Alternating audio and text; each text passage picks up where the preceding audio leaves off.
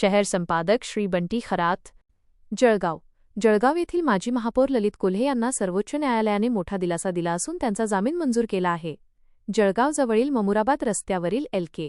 फार्महाऊसवर झालेल्या पोलीस छापेमारीच्या प्रकरणामुळे ललित कोल्हे गेल्या अनेक महिन्यांपासून कारागृहात होते. त्यांच्या पत्नी सरिता माळी कोल्हे यांनी सर्वोच्च न्यायालयाने हा जामीन मंजूर केल्याची माहिती प्रसारमाध्यमांना दिली आहे. नेमके प्रकरण काय आहे?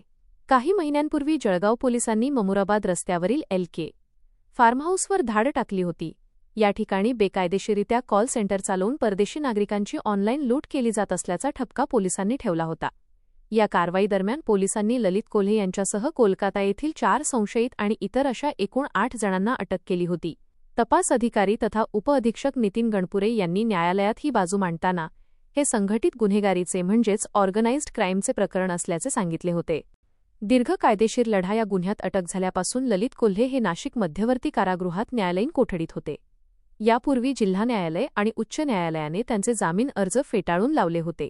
त्यामुळे कोल्हे यांच्या वतीने सर्वोच्च न्यायालयात धाव घेण्यात आली होती. सर्वोच्च न्यायालयाने दोन्ही बाजूंचा युक्तिवाद ऐकल्यानंतर अखेर ललित कोल्हे यांचा जामीन मंजूर केला.